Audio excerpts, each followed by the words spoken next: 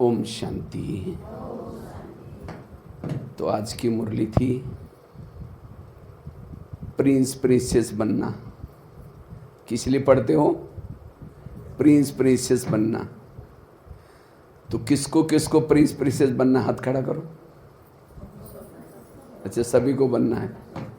और वैसे तो आप अभी सुर्खेत राजधानी है करनाली की, तो राजधानी में रहते हो।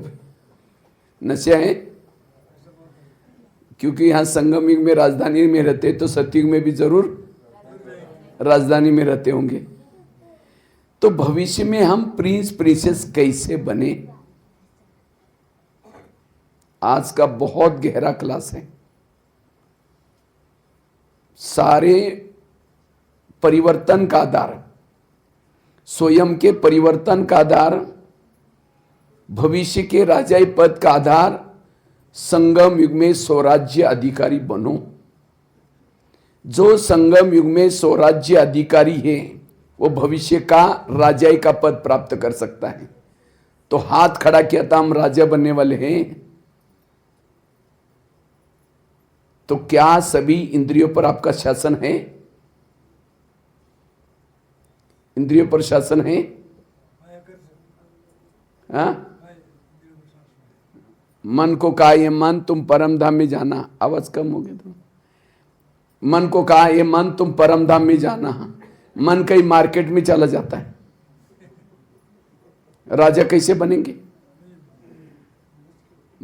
जब योग में बैठे हैं, आंखें बंद हो जाती हैं और मोबाइल देखेंगे तो उस समय आंखें बंद नहीं होगी।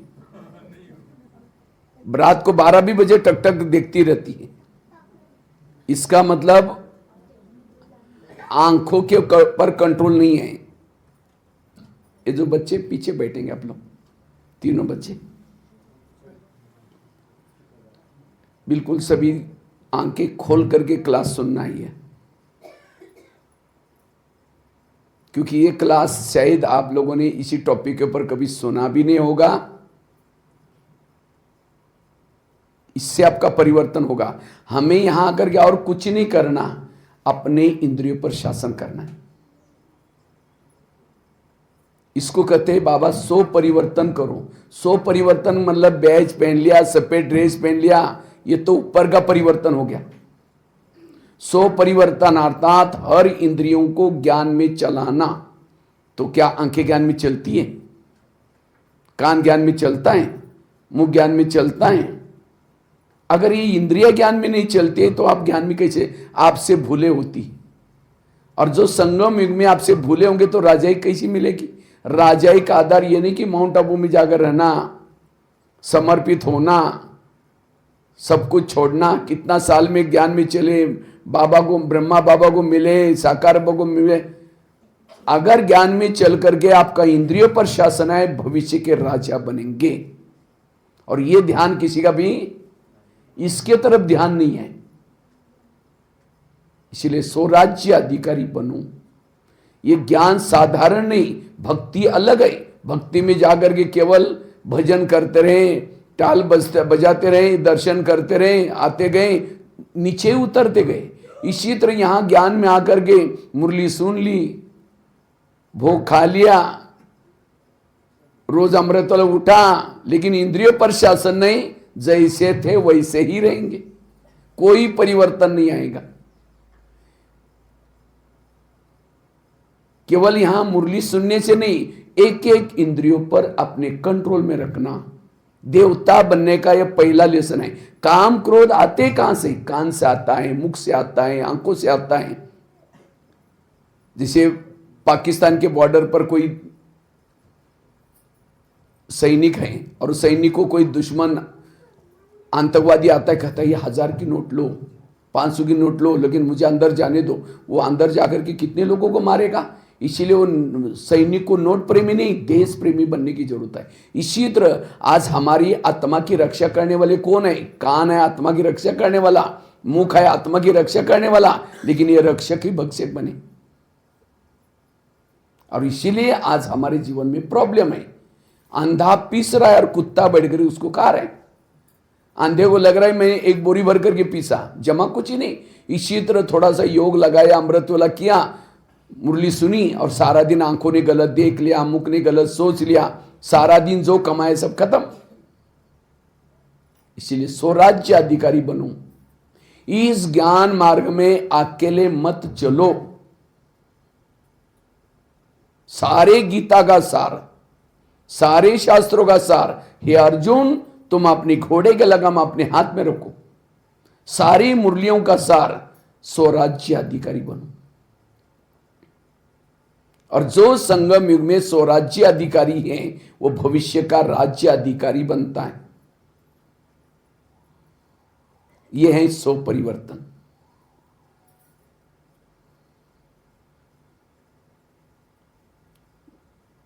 पहले 7 दिन का कोर्स अपनी इंद्रियों का करो, कान का भी कोर्स करो, आंखों का कोर्स करो, कान का कोर्स करो, ये सारे सब ज्ञान में चलेंगे। फिर कहेंगे माता जी बड़ी अच्छी है, ये भाई बहुत अच्छा है। अच्छा मतलब क्या? उसका अपना इंद्रिय पर संयम है।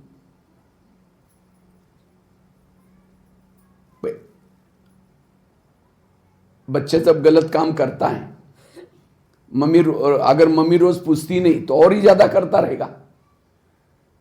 अगर रोज मम्मी कहते हैं बेटा तुमने क्या देखा, कहां कहां गए थे, किसके साथ संगत किया था, रोज उस बच्चे को पूछती तो बच्चा गलत काम करता नहीं। लेकिन आजकल मम्मी पापा इतनी बिजी हो गए, बच्चे को पूछते ही नहीं, बच्चे गलत काम करते हैं। इसी तरह हम इतने बिजी हो गए अपने आप में, मेरी आंखें क्या देख रहे हैं, मेरा कान क्या सुन रहा है, मेरा मन क्या सोचता है, मेरे बुद्धि कहाँ जाती है, कभी एकांत में बैठते हैं नहीं, पूछते नहीं कभी। बस सारा दिन कुछ गलत देखा सुना, रात को बाबा गुड नाइट ओम शांति, सो गए। फिर कल वही। इसलिए ब्रह्मा बाबा ने क्या पुरुषार्थ किया नारायण बनने के लिए? बाबा ने रोज अपने इंद्रियों पर शासन किया। बाबा की एक डायरी मिली थी और उस डायरी में बाबा ने रोज एक एक इंद्रियों का चार्ट लिखते थे बाबा। लेकिन हम लिखते चार्ट कभी? इंद्रियों का चार्ट उनको सजा देते हैं, कभी सावधान देते हैं? कहते हैं अंधेरी नगरी चौपट राजा टकेसर भाजी टकेसर खाजा। इस नगरी का राजा सोया, इसके अंदर जोचे हो रहे। इसलिए हमें स्वराज्य अधिकारी बनना।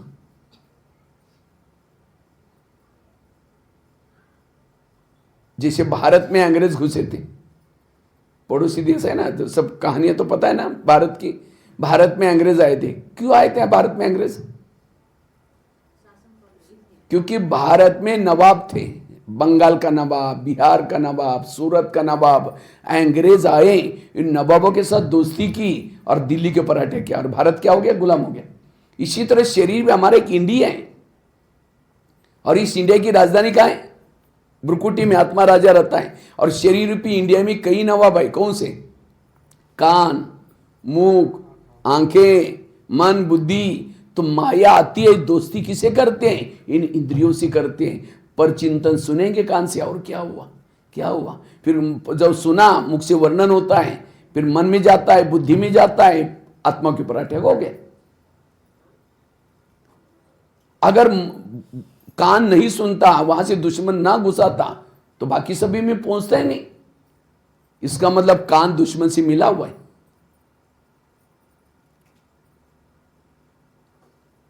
कर्ण असफल क्यों बना महाभारत में? कर्ण बहुत होशियार था, पांडवों से भी होशियार था, लेकिन असफल बना क्योंकि उसके रथ ने उसको क्या क्या धोखा दी दिया। रथ धरती पर अंदर फंस गया। इसी तरह ज्ञान में कितने भी होशियार हैं, लेकिन जिस समय माया आते उस समय अगर आपका रथ ही धोखा देगा, कान धोखा देगा, आंखें धोखा देगी, दस जाएंगे, बस असफल हो जाएंगे। जैसे कृष्ण जब रथ में बैठता है, पहले घोड़ों को प्यार करता है, थपथपाता है। जब रथ में बैठने से पहले क्या करता है? घोड़ों को प्यार करता है, थपथपाता है, फिर बाद में जाकर के बैठ जाता है और लगाम अपने हाथ में लेता है। इसी तरह हमें भी शरीर रूपी रथ में बैठना है। पहले घोड़ों से प्यार करो। हमारे घोड़े कौन से? ये कान, मुख, आंखें, इन घोड़ों से प्यार करो। जब अमृत वाला करके जब शरीर में जाते हैं, आते हैं, तो एक एक इंद्रिय जब नहाते धोते हैं, प्यार करो इनसे। हे मेरे कान, तुम आज ऐसी कोई चीजें ना सुनना जो मेरी पराजय हो जाए। हे मुख, तुम कोई ऐसी बातें ना बोलना जो मेरी पराजय हो जाए। हे आंखें, तुम कोई ऐसी चीजें ना देखना मेरी पराजय। इनसे प्यार करो। हम कभी प्यार ही नहीं करते। आज ये इंद्रिया 24 घंटा कितने आपको मदद कर रहे हैं। आप सोए हैं तो भी हृदय अपना काम कर रहा है। अगर हृदय थोड़ा सा छुट्टी ले ले 10-15 मिनट के लिए, राम नाम सत्य ओम शांति हो जाएगा। कान कितना मेहनत कर रहे हैं, मुख कितना मेहनत कर रहे हैं, आंखें कितनी मेहनत कर रहे हैं, लेकिन कभी उनसे प्यार किया हमने? यहां से लंदन फोन करेंगे, अमेरिका में फोन करेंगे, यहां से काठमांडू फोन करेंगे, लेकिन पड़ोसी जो हमारे शरीर घर में बैठे उनको कभी प्यार नहीं किया, कभी आंखों से प्यार नहीं किया, मन से प्यार नहीं किया। जैसे दादी प्रकाश मणि जब मधुबन में थी, जब भी दादी को कहीं बाहर जाना होता था, दादी क्लास में अनाउंसमेंट करती थी, आज मैं बाहर जाने वाली हूं। सभी जो निवासी हैं मधुबन निवासी, शाम को मैं सबसे मिलूंगी। तो शाम को स्पेशल दादी मिलती थी और एक एक डिपार्टमेंट वालों से प्यार करती थी। ये देखो भंडारे वाले कितनी मेहनत करते हैं, ये आवास निवास वाले कितनी मेहनत करते हैं, ये सिक्योरिटी वाले कितनी मेहनत, सभी को क्या करती थी? प्यार करती थी। कहते थे आप तो यज्ञ के ईंटे हो, आप कितने महान हो, बहुत मेहनत ये करती थी। और इसीलिए सभी के अंदर अंदर जोश आता था, दादी ने हमको प्यार किया, इसीलिए सभी मेहनत से काम करते थे। अगर कभी पूछते नहीं तो लोग कहेंगे अरे क्या दादी तो अपने में मस्त रहते हैं, हमको कभी पूछते नहीं, फिर सेवा ठीक नहीं होगी। इसी तरह आज हमारी इंद्रिया माया से क्यों मिलती हैं? क्योंकि हम कभी प्यार ही नहीं करते। ये कहते राजा के क्या अपने में मस्त रहता है, कभी हमको कभी थैंक यू बोलता ही नहीं, इसीलिए कर्म इंद्रिय माया से मिले। इसीलिए स्वराज्य अधिकारी बनो। तो भारत में अंग्रेज घुसे थे, उनको भगाया कैसे? कैसे भगाया? भारत में जगह जगह पर दांडी यात्रा निकाली, नमक का सत्याग्रह। वहां उस समय भारत में अखबार नहीं चलते थे उस समय, तो अखबार निकाले और लोकल भाषा में अपने अपने अंग्रेज क्या क्या तंग करे किसको, लोगों को, तो जनता को जागृत किया। गणपति का त्योहार चालू किया, गणपति का त्योहार पूना में चालू किया, उसके बहाने लोग इकट्ठे होते थे। उसके बाद जालियनवाला बाग, कुछ नारे बनाए, वंदे मातरम। कहते हैं अंग्रेज लोग वंदे मातरम बोलने नहीं देते थे, उनको तो हिंदी नहीं आती थी, उनको लगता है ये क्या बोलते हैं, हमको बांधो और मारो, वंदे मातरम, इसलिए बोलने नहीं देते थे। तो जब भारत की जनता जागृत हो गई, अंग्रेज भाग गए। इसी तरह हमारी जनता कौन है?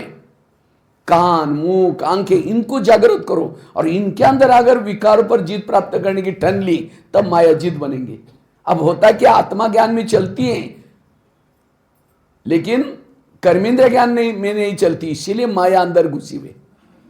इसलिए स्वराज्य अधिकारी बनो। तो रोज हम अपना दरबार कैसे लगाएं? कई बार एक बार बाबा के कई बच्चों ने बाबा को कहा, बाबा हम भविष्य में क्या बनेंगे, हमारा भविष्य क्या होगा? तो बाबा कहता है मैं तुमको बताता हूं तुम्हारा भविष्य क्या है। तो मैं भी आपको, आप देख लेना, आपको कुछ मैं बातें बताता हूं, आप भविष्य में क्या बनने वाले अपना चेहरा देखना, उसमें समझो कोई ज्ञान में चलता है, धन से सेवा नहीं करता, ज्ञान दूसरों को नहीं सुनाता, इंद्रियों के भी अधीन है, वो भविष्य में क्या बनता है? दास दासी। दास दासी वो बनता है जो उदास रहता है। और उदास कौन रहता है? जो इंद्रियों के अधीन है। आंखों ने गलत देखा, यहां बैठा है, भगवान पढ़ाता है तो भी चेहरे पर उदासी होगी। मुख ने पर चिंतन किया, योग में बैठा, उदासी होगी, क्योंकि इंद्रियों के अधीन हो गया। जो किसी का श्रृंगार नहीं करते ज्ञान से, वो श्रृंगार करने वाली बनेंगी। इसलिए बाबा कितना मुरली में कहते हैं, बच्चे किसी को ज्ञान सुनाओ, किसी का श्रृंगार करो। कोई ज्ञान में चलता है, धन से सेवा नहीं करता, ज्ञान दूसरों को नहीं सुनाता, लेकिन इतना गुप्त पुरुषार्थ कर रहे हैं, इंद्रियों पर शासन है, वो क्या बनता है? राजा। कैसा राजा? कंगाल राजा। कैसा राजा? कंगाल राजा। क्यों? धन से सेवा नहीं की, ज्ञान दूसरों को नहीं सुना, इंद्रिय प्रशासन किया, इसलिए राजा तो बना, लेकिन कैसा राजा बना? कंगाल राजा बना। और कोई ज्ञान में चलता है, धन सेवा में लगाता है, ज्ञान दूसरों को सुनाता है, लेकिन इंद्रियों के अधीन है, वो क्या बनता है? साहूकार बनेगा। साहूकार क्यों बना? क्योंकि ज्ञान से सेवा की, धन से सेवा की, इसलिए साहूकार बना। और कोई ज्ञान में चलता है, धन से सेवा करता है, ज्ञान दूसरों को सुनाता है, इंद्रिय पर शासन है, वो है संपन्न राजा। तो चेक करो आपकी गाड़ी कौन से ट्रैक पर चल रही। आप दासी के लाइन में हो, साहूकार के लाइन में हो, कंगाल राजा के लाइन में हो, या संपन्न राजा। अभी भी ट्रैक को बदल सकते हैं। अब कितने भविष्य में दिन मिलने वाले कोई भरोसा नहीं है। कोई कहते सतयुग कब आएगा, कितना साल बाकी है सतयुग आने के लिए। सतयुग का गायन क्या है? क्या गायन है?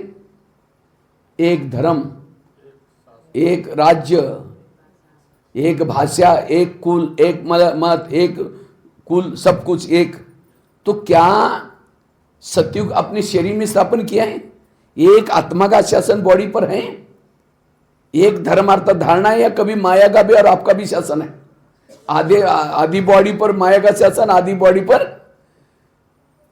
तो वहां राजा कैसे बनेंगे फिर? सतयुग पहले अपने शरीर में बनाओ। अखंड भारत, अखंड भारत अर्थात हर इंद्रिया आत्मा की जो इच्छा है उस प्रमाण चलती है, श्रीमत प्रमाण चलती है।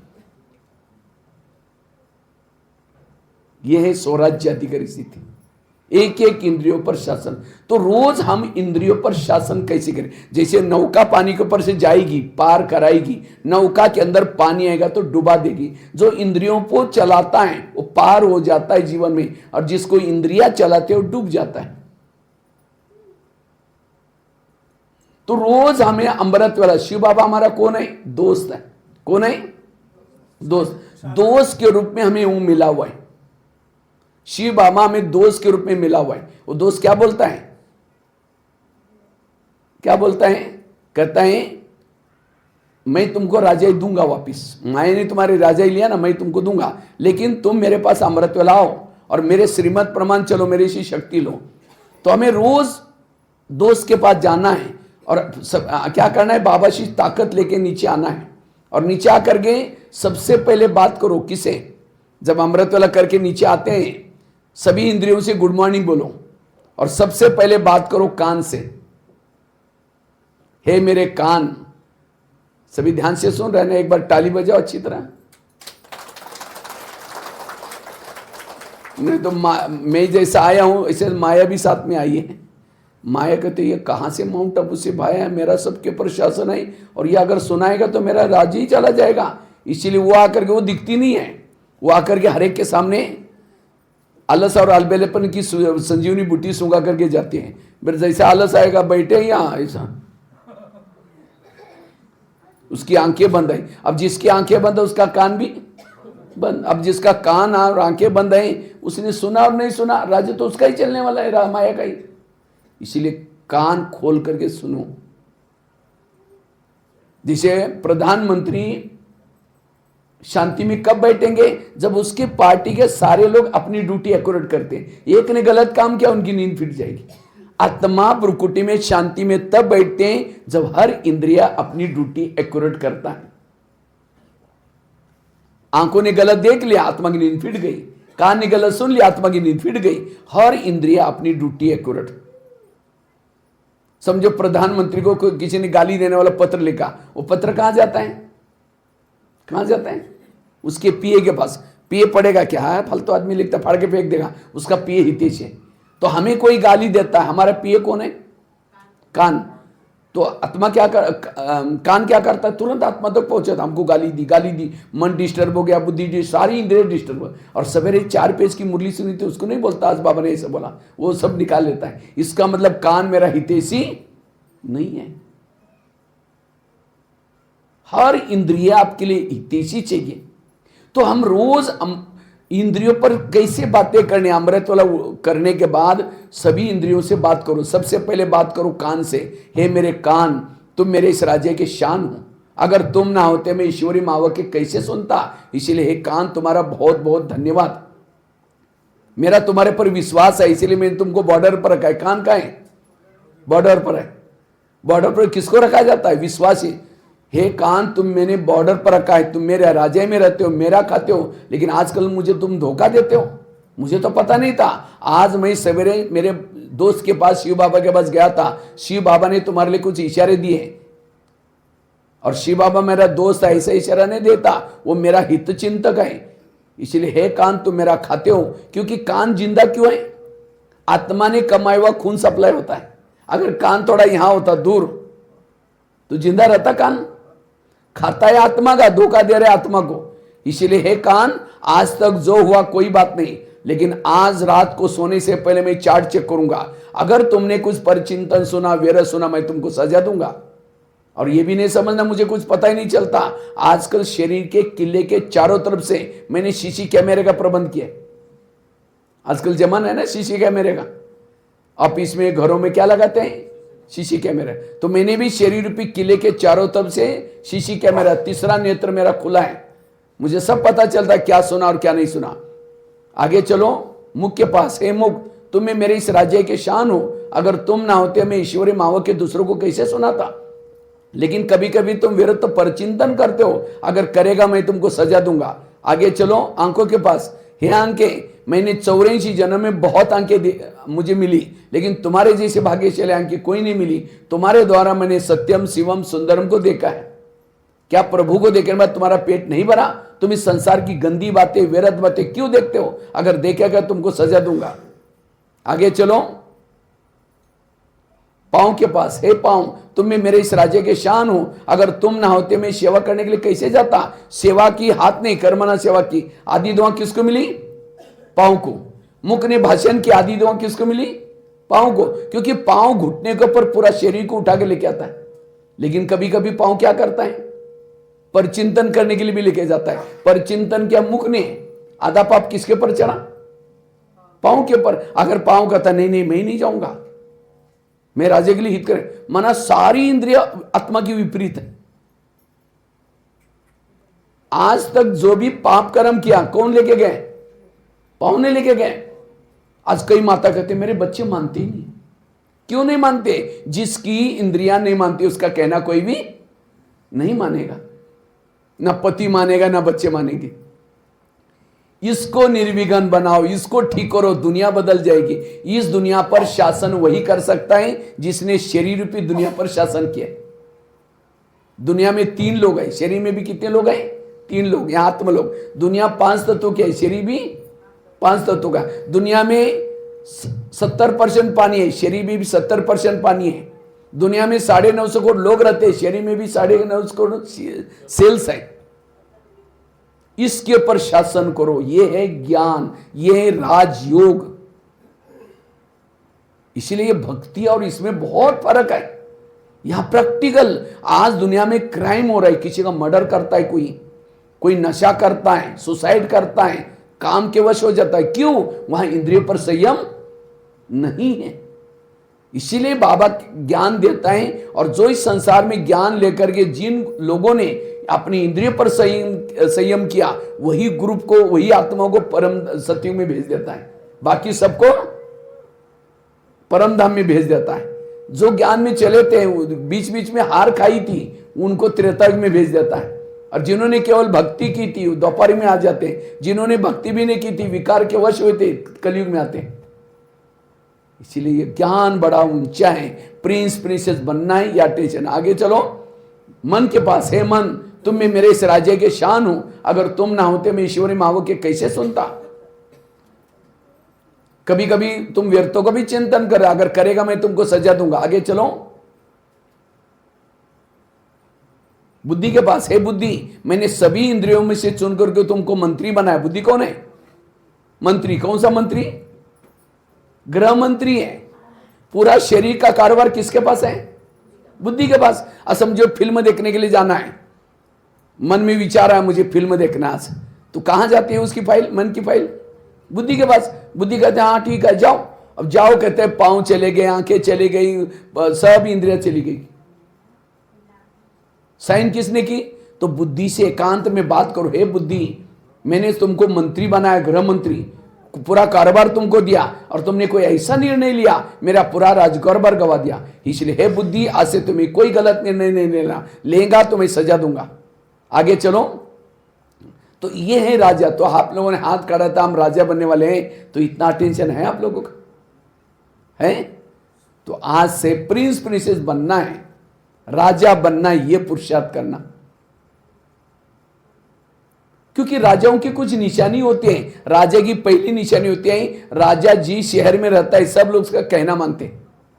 तो जिस शरीर में रहते हैं सब इंद्रिया मानते हैं, नहीं मानते उसको सजा देना, शिक्षा देना। राजा की दूसरी निशानी, राजा दानी होता है। राजा के घर से कोई खाली, तो आप लोगों ने हाथ खड़ा किया था, हम राजा बनने में इतना दान करते हैं। पड़ोसनी रोज घंटी बजा करके कहते हैं, देवी आओ मुझे दर्शन दो। देवी कभी एक शब्द में नहीं सुना है बाबा का, कंजूस है। यहां से काठमांडू बस में जा रहे हैं, बाजू में कोई बैठा है, एक शब्द भी ब्रह्मा कुमारी का नहीं सुना है, कंजूस है। जो दान नहीं करता वो कंजूस। कितना आपके पास है? ज्ञान का दान है, शक्ति का ज्ञान है, शुभकामना का दान है। आप अगर वो पड़ोसनी नहीं सुनती, इतना तो कहो, बाबा ये जो पड़ोसनी है ना, इसका भी बाबा कल्याण करना ना, इसको भी सत्य में लेके जाना ना, बस इतनी शुभकामना भी छोड़ो, ये भी आपका दान हो गया। जो दान करता वो राजा है, दान नहीं करता वो राजा नहीं है। कभी भविष्य का चित्र बनाओ आप अपना, हम भविष्य में कैसा चाहते हैं। अगर भविष्य में आपको शरीर सुंदर चाहिए, तंदुरुस्त चाहिए, तो शरीर से सेवा करो। कभी टाइम निकाल करके यहाँ आओ, अभी इतना बड़ा मकान बन रहा है, कभी यहाँ पानी डालने का काम करो, भले मजदूरी का थोड़ा तो बच जाएगा, इतना बड़ा मकान है, ऊपर जाकर झाड़ू पोछा लगा दो, कुछ तो करो। जो तन से सेवा करता उसका तन तंदुरुस्त रहेगा। कभी मधुबन में हमारे पास आ जाओ, हमको तो भाइयों की बड़ी जरूरत है। कभी भी जिनको भी आना है, दीदी से नंबर लेकर के मेरे पास आ सकते हैं आप लोग। महीना 2 महीना आराम से रह सकते किचन में। भाई लोगों को किचन में आना जरूर है, नहीं तो सतयुग में लक्ष्मी बनेगी तो नारायण कहेगा मेरे लिए खाना बनाओ, कहे तो मैं तो सीखा ही नहीं, तो बाबा का नाम खराब हो जाएगा। इसलिए भाइयों को भी खाना बनाना सीखना है, तो जरूर जिसको भी आना है आ सकते हैं, खुली चिट्ठी है, चिट्ठी लेके आना। तन से सेवा करो, धन से सेवा करो। जो धन से सेवा करता है उसके पास हर जन्म में धन की कमी नहीं होगी। अगर आपके पास कोई गाड़ी है, गाड़ी से सेवा में लगाएंगी, गाड़ियां मिलेगी हर जन्म में। अगर आपका बड़ा सा मकान है, वहां बाबा का पाठशाला खोलो, आपको कोई जन्म में मकान की कमी नहीं पड़ेगी। जो करता है, एक अभी मैं पता नहीं कल परसों एक कहानी सुनाई थी, एक कहानी आपको भी सुनाऊंगा। एक बहू थी, शादी से पहले बहुत दान पुण्य करते हैं, लेकिन जब उसकी शादी हुई दान पुण्य नहीं करते। उसकी शादी एक सेठ जी के घर में हुई थी। वो सेठ जी थे लेकिन थे कंजूस, कभी दान पुण्य नहीं करते। तो एक दिन एक सन्यासी आया, कहता है मुझे भिक्षा चाहिए। तो बहू क्या बोलते, मैं खुद बासी खाती और भूखी सोती, तुमको कहां से दूं। सास को लगा ये क्या बोल रहे हैं, लेकिन सन्यासी था इसलिए कुछ बोला ही नहीं।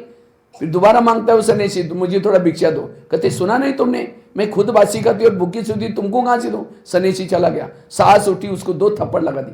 कहते तुमने मेरा नाम बदनाम किया। कब बासी खिलाया? कहते मैं रोज बासी करती हूँ, मेरी शादी सेठ जी के घर में ही है, ये मेरे पिछले जन्मों का कर्मों का फल है। कहते हाँ बात तो सही है, लेकिन अभी तो मैं इसीलिए मैं जो पिछले जन्मों का कर्मों का फल पिछले जन्मों का कार्य है, और अगले जन्म के लिए भूखे सो रहे हैं, अभी कुछ करती ही नहीं, इसीलिए मैंने भूखे सोते। उसको लगा बात तो सही है, तो ठीक है घोड़े के लिए जो चने पे इसको दिया करो। उसको लगता अकल। इसी तरह के हम बासी खा करके भूखा तो नहीं सो रहे। आज इतना हमें बाबा की पालना मिल रही, ज्ञान मिल रहे हैं, ये कौन से कर्मों का फल है? 63 जन्मों में व्रत किया था, उपवास किया था, भक्ति की थी, उसका फल। तो अभी कौन सा खा रहे हैं? पिछले जन्मों का खा रहे हैं। लेकिन आज बीके बन करके मैंने कुछ नहीं किया तो भविष्य के लिए भूखे सो रहे। बासी खा करके भूखा नहीं सोना। और अभी चांस है, देखो ये मकान बनाने का, ये बाबा ऐसे प्रोजेक्ट क्यों निकालते हैं? ताकि आपका सफल हो जाए।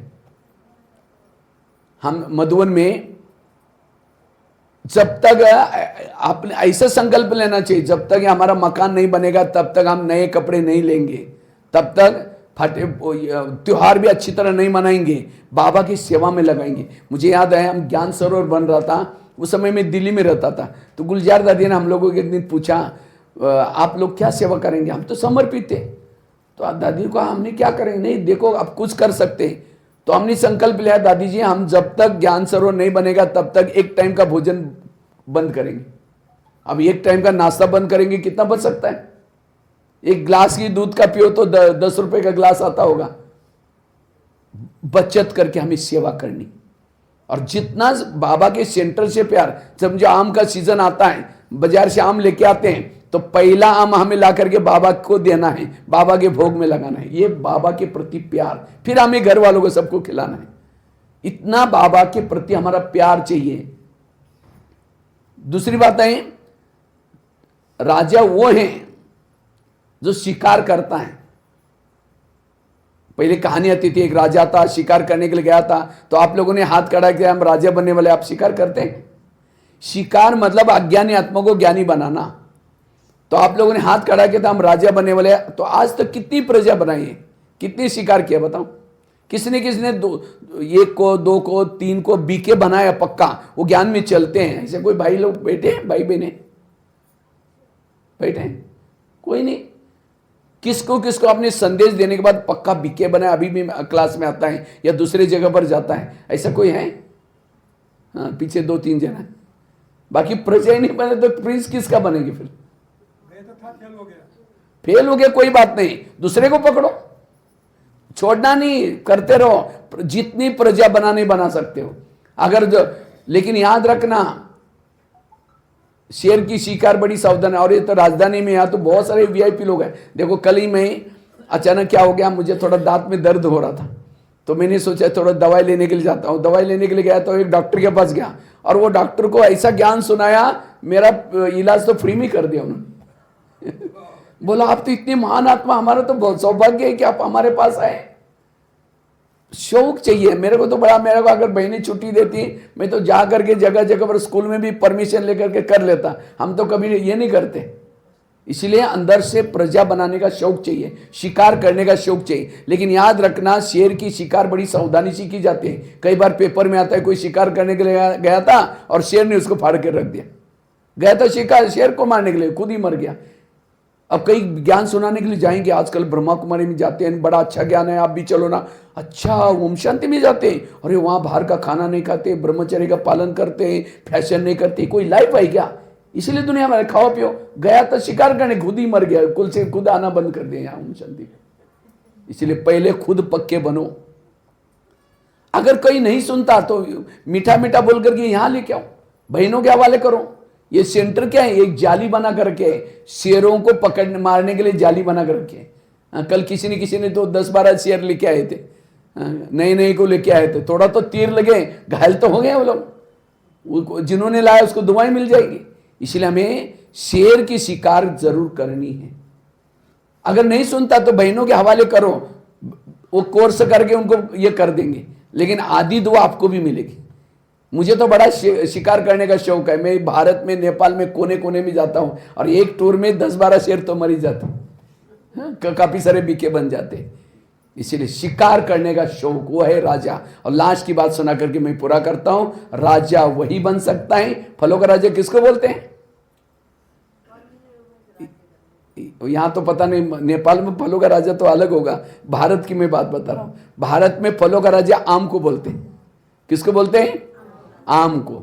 अभी आने वाला है सीजन आम का। उधर तो आ गया, हमारे माउंट आबू में आम तो मिलते रहते हैं। अभी हमारे रूम के सामने भी मैं देखा था, आम का बहुत बड़ा पेड़ है। फलों का राजा आम को ही बोलते हैं। वैसे तो बोलना चाहिए नारियल को फलों का राजा, लेकिन नारियल को क्यों नहीं बोला? उद्घाटन करते किसको तोड़ते हैं? नारियल को। कुछ शुभ मुहूर्त आए तो किसको तोड़ते हैं? देवी को किसको चढ़ाते हैं? नारियल। लेकिन नारियल राजा नहीं बना। राजा कौन बना? क्यों? सोचा कभी? क्योंकि आम के साथ प्यार ज्यादा होता है, नारियल के साथ इतना प्यार। क्या निशानी है? जब आम का सीजन आता है, आम लेकर के मुंह में चुसते रहेंगे, डालते रहेंगे, निकालते रहेंगे, मुंह में डालते रहेंगे, प्यार करे उसे। हाँ, यह है प्यार। वो गुटली खत्म भी हुआ उसका जूस, तो भी गुटली को छोड़ेंगे नहीं, मुंह में डालते रहेंगे, निकालते रहेंगे। और सूखा नारियल लेकर चूसो, 32 दाता वो भी टूटेंगे, मिलेगा कुछ भी नहीं। अर्थात अगर राजा बनना है, सबके प्यारे बनो। अगर आप सामने से आ रहे, आपको देकर के कोई रास्ता काट रहे हैं, आप राजा नहीं बनेंगे। क्यों आपको देख करके लोग डरते हैं? क्योंकि आपके बोल में ठीक नहीं है, आपके बोल ठीक नहीं है, आपकी वृत्ति ठीक नहीं है, इसलिए आपके इंद्रिय पर संयम नहीं, इसीलिए आपको प्यार नहीं करते। दादियां जब डायमंड हॉल से निकलते सब टक टक करके देखते रहते हैं। इसलिए प्यारे बनो वो राजा। और फलों का राजा आम को क्यों बोला? आम ऊपर से नरम होता है और अंदर से सख्त होता है। और नारियल कैसा होता है? ऊपर से सख्त होता है और अंदर से नरम होता है। जो ऊपर से कहता है, मैं कहता ये करो वो करो ऐसा करो अमृत वाला करो मुरली रोज सुनो, खुद कुछ नहीं करेंगे, दूसरों को ऑर्डर करेंगे, वो राजा नहीं बनता। राजा बनने के लिए खुद पहले करो बाद में कहो। पंडित मत बनो, आचार्य बनो। पंडित मतलब दूसरे को बोलने वाला, खुद ब्रह्मा बाबा करते थे बाद में कहते थे। पहले कथनी बाद में करनी, पहले करनी बाद में कथनी। और फलों का राजा आम को क्यों बोलते हैं? जब कोई थक जाता है धूप में, परेशान हो जाता है, कौन से पेड़ के नीचे जाकर सोता है? आम के। उसकी थकान मिट जाएगी, रिफ्रेश हो जाएगा। अगर कोई गलती से नारियल के नीचे जाकर सोएगा तो छाया तो छोड़ो, नारियल टूट कर सिर भी तोड़ देगा, छाया भी नहीं मिलेगी। इसी तरह दुनिया से तंग होकर के आपके कोई संपर्क में आया और यहाँ की कोई उल्टी सुल्टी आपने बात सुनी, और यहाँ भी तो है जो पैसे दे तो उसको आगे करते, फलानी बहन जी ऐसी है वो ऐसी है, आया था शांति के लिए और ही दिमाग खराब करके यहाँ की गलत बातें सुन के गया, वो कैसा राजा बनेगा? राजा बनने के लिए दूसरे के दुख हरो, सबको सुख दो, वह है राजा। और फलों का राजा आम को क्यों बोला? जब फल लगता है तो आम क्या होता है? झुकता है, नारियल और ऊपर जाता है। इसलिए आम बनो, आम जैसे संस्कार धारण करो। नारियल जो रियल ने उसको छोड़ो। इसलिए भक्ति मार्ग में देवी को देवताओं को नारियल तोड़ते हैं। नारियल माना जो रियल ने उसको तोड़ो, छोड़ो, यह है नारियल को तोड़ना। और नारियल वैसे तो आत्मा का प्रतीक है। आत्मा को 3 शक्तियां होती है, मन बुद्धि संस्कार। नारियल को कितने होल होते हैं? 3 होल होते हैं। नारियल का कलर केसरी है, आत्मा का कलर भी केसरी है। लेकिन नारियल भी कोई कम चीज नहीं है। नारियल के अंदर पानी होता है, खोबरा होता है। अगर वो पानी पियो कई बीमारियां ठीक हो जाती। इसीलिए नारियल का पानी जब कोरोना काल हुआ था बहुत महंगा हुआ था, क्योंकि बहुत पेशेंट हुए थे। इसी तरह आज आत्मा के अंदर भी शांत स्वरूप, आनंद स्वरूप, शक्ति स्वरूप बहुत सारे गुण भरे हैं, लेकिन उस गुणों को निकालने के लिए नारियल को तोड़ना है। जैसे खोबरा खाने के लिए, पानी पीने के लिए नारियल को तोड़ते हैं, इसी तरह आत्मा के अंदर जो ओरिजिनल गुण है उसको निकालो। इसीलिए भक्ति मार्ग में वो नारियल तोड़ा। हमें तोड़ना है कौन सा? या आत्मा का नारियल तोड़ना है। नारियल को केवल भक्ति मार्ग में मूर्ति के सामने रखते नहीं है, उसको तोड़ेंगे, खोबरा रखेंगे, फिर कहेंगे भगवान प्रसन्न होंगे। इसी तरह हमने केवल अपनी आत्मा को ला करके शिव जी के सामने रखा हुआ है, या रोज आते हैं रखा हुआ है, लेकिन तोड़ा ही नहीं, बाबा प्रसन्न नहीं होगा। जब उद्घाटन करते समय नारियल जो फेंकते हैं, एक धक से टूट गया, कहेंगे मुहूर्त शुभ है। अगर टूटा ही नहीं तो कहेंगे मुहूर्त ठीक नहीं है। इसलिए इस वर्ष में अपना नारियल तोड़ो, अर्थात अपने इंद्रियों पर संयम करो, स्वराज्य अधिकारी बनो। जितना स्वराज्य अधिकारी बनेंगे उतना राजा बनेंगे। तो रोज अपना रात के समय दरबार लगा दो। रात को कितना बजे? ये सवेरे का दरबार बताया, रात को सोने के पहले दरबार लगा दो। कितना बजे? 10 बजे। और सबसे पहले बात किसे करो? कान से। कान, तुम्हारा सारा दिन का चार्ट कैसा रहा? तुम्हारा बहुत बहुत धन्यवाद। 7 बजे तुम्हारे द्वारा मुरली सुनी थी, लेकिन 12-1 बजे को एक माता जी आई थी, किसी की व्यर्थ बातें सुना रही थी, तुमने नजदीक जाकर सुना था और क्या हुआ? इसलिए तुम्हारे लिए सजा। कौन सी सजा दो? कैंची लेकर के कान को काट करके नहीं फेंको। कान को कौन सी सजा दो? दोबारा मुरली सुनाओ, मुरली सुनाओ कान को। जिस कान में ज्ञान है, कभी गलत कर। आगे चलो मुख के पास। मुख तुम्हारा चार्ट कैसा रहा? समझो कान ने दरवाजे खोला, तुमने तो चुप रहना चाहिए था, तुमने भी बोला वो माता जी ऐसे, वो बहन जी ऐसे। तुम्हारे लिए सजा। कौन सी सजा? दूसरे दिन तुम्हारा मौन, मुख का मौन रखो। दूसरे दिन अगर मैंने परचिंतन किया, गुस्सा किया, मुख से अपशब्द बोले, कोई मेरे से नाराज है, सजा दो। कौन सी? दूसरे दिन मौन रखो। और जिसका एक एक इंद्रिय पर संयम है, सब कहेंगे माता जी अच्छी है। जिसका इंद्रिय पर संयम है, उसके बाद सहन शक्ति है, उसके बाद धैर्यता है, शांति है, सुख है, सारे गुण और शक्ति आएगी, वो है राजा।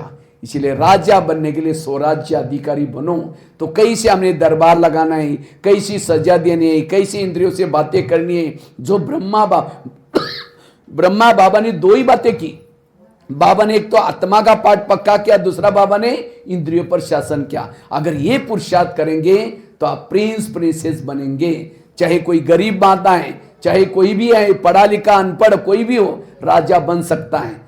राजा बनने के लिए स्वराज्य अधिकारी बनो, अपने इंद्रियों पर संयम करो, क्योंकि हाथ तो आपका ही ना, आंखें आपके ना, आपका ही नहीं कोई मानेंगे, दूसरा कौन मानेगा फिर। इसलिए इसको निर्विघ्न बनाओ, घर भी अच्छा चलेगा, कारोबार अच्छा चलेगा, सब कुछ अच्छा चलेगा। यह है प्रिंस प्रिंसेस बनने का पुरुषार्थ, यह है स्व परिवर्तन। ठीक है, ओम शांति।